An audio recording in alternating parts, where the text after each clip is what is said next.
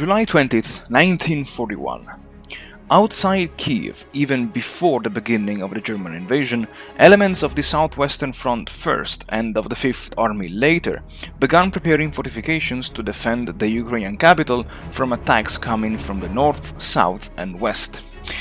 By the beginning of this week, the Red Army had prepared quite some formidable defenses, including reinforced trenches, minefields, heavy MG emplacements and even fortified artillery positions. And by the end of this week, all this hard work is nullified by the attack of the Germans, which break through those defenses like a knife through butter and take control of Kiev.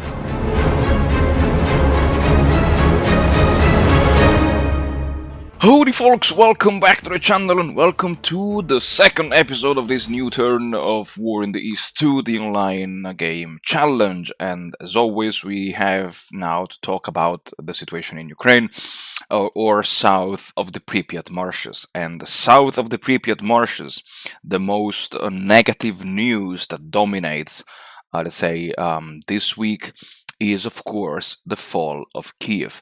Now, what is interesting is, let's say, my wishful thinking as well as my underestimation of my opponent.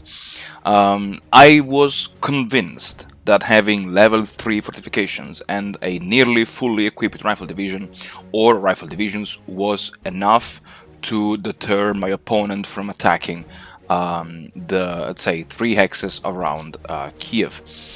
But apparently this was not enough. And also what I was not expecting was his commitment and his determination in using, I would say, nearly all of the 6th Army in attacking Kiev.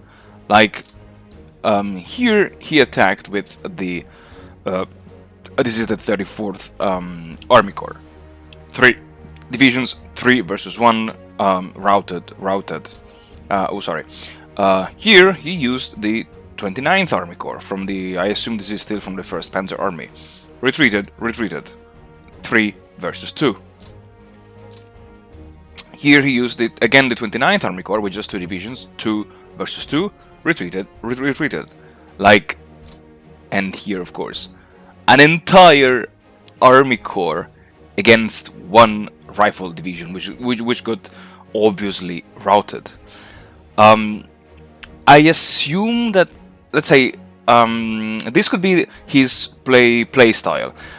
He's focusing his what the Germans called the Schwerpunkt, the point of concentration of its attack, against specific hexes, because he wants to achieve, I don't know, if he wanted to take Kiev, he really focused 2 entire Army Corps on just these 4 hexes, which for me is like a huge commitment.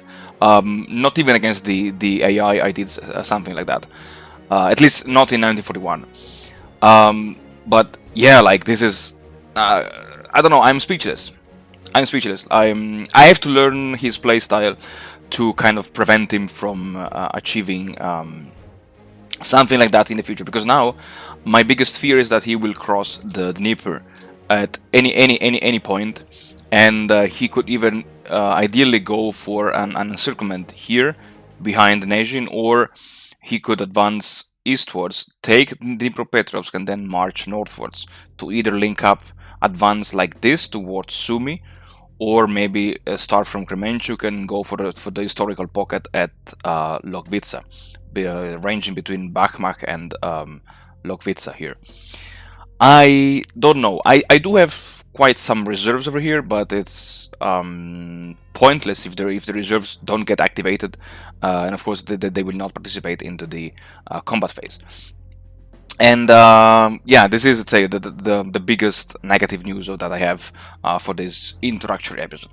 Also, what I forgot to mention last time is that as an in-house rule, whenever this event is activated, we decided not to use the Soviet Air Force. So this week you will not see me bringing air supplies even to the Gomel garrison besieged. To the besieged garrison, just for, you know, an in-house rule, because it would make more sense also for the role play, that if the Luftwaffe is flying endlessly over the Soviet airfields, and yeah, and it would make sense that the Soviet Air Force would not attempt to fight back, at least in this week.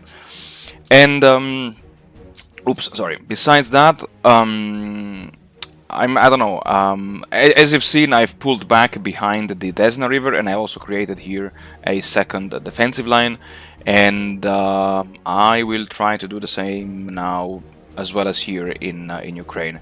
I am not pulling back from the Ingul River, but I will try to establish a longer defensive line here. I would say north of the Dnieper River.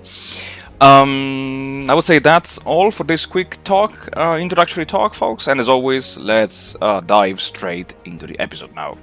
Howdy, folks! And so, first of all, I apologize. I immensely, deeply apologize for having screwed up the, let's say, sequence of videos, because this episode was supposed to come out last week, because it's still dated as July 20th, and I screwed up. I totally screwed up. I'm sorry.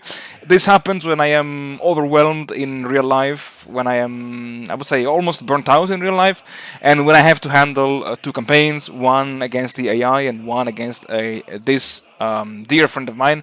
But yeah, I really apologize. I hope I won't do this mistake again in the near future, and of course for the future episodes. And this is actually motivation to finish the Access campaign as soon as possible, so that I can focus on this one. Anyway, so briefly, just a couple of words on what happened, I would say, last week, or what happened in this episode. I was really shocked to see my opponent in using this, let's say, brute force gang-ho approach. I was expecting something like a more, let's say, a LARPing approach. So first of all, you surround Kiev, you isolate the garrison, and then you fight for it. Not that you go, as I said, like full with the brute force against Kiev directly when Kiev is still supplied from the rest of the Soviet Union. Okay, once again, maybe it was my mistake to rely too much on the outer fortifications, and parking just one rifle division inside the city was not the smartest thing to do, I must say. But hey, you know, this is like a learning curve. I never played so extensively as the Soviets. I never played against a human opponent. I'm learning. I just hope I learn fast enough to avoid getting routed and yeah, defeated within the first 16 turns. Anyway, besides this, I would say in this episode I was just busy in reorganizing my lines, and you will see I decided to prepare like a second line of defense using mostly my cavalry divisions behind the Dnieper River.